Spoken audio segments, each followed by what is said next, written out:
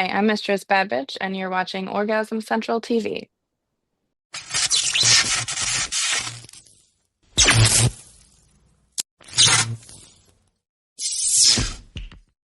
So, how did you get started in this industry?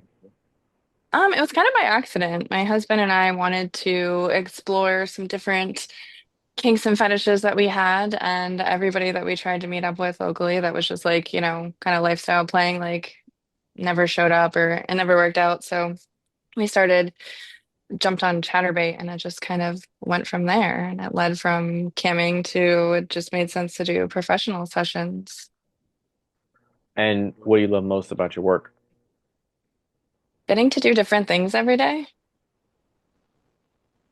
A lot of people say the people too, but I guess that's a good one.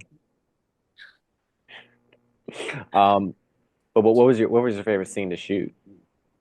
My favorite scene to shoot was I did a pegging scene in London recently, Mhm. and it was just, I don't know, it was just really good energy. It's like usually when I'm pegging someone, the camera is stationary, but having a cameraman moving around and getting all the angles and like my abs flexing in the mirror and all that stuff. So it was a lot of fun. And what studios are you dying to shoot with?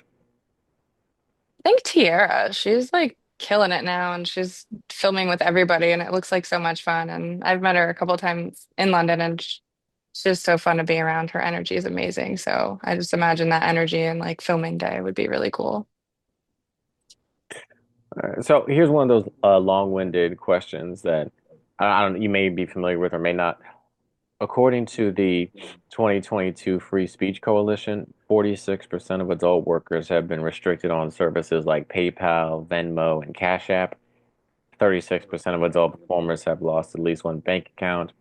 55% have been denied insurance because of their background, and half have been denied a loan because of sex work. What do you think of those statistics?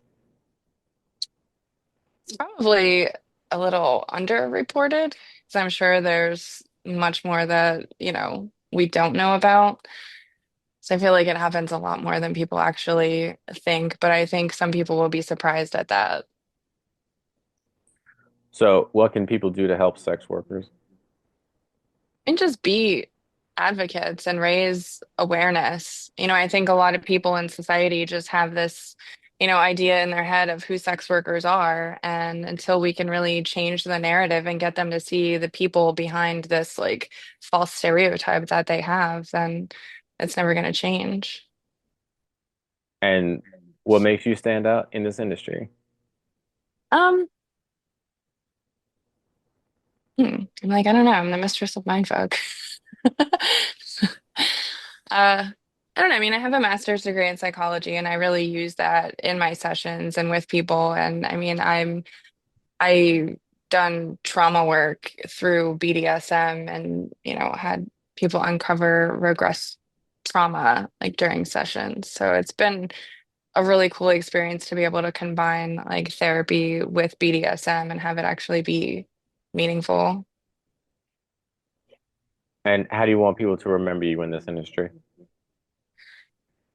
I just don't give a fuck, and I do what I want. And where do you see yourself in like 5 to 10 years?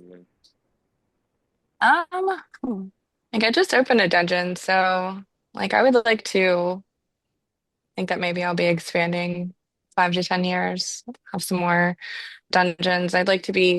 My passion is teaching couples to find intimacy, so that's where I really would like to be getting more of. All right. And here's a bonus question. I think you know, but a lot of doms may not know this.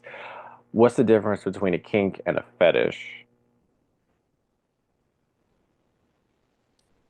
Like, I don't know how to put that into like words though.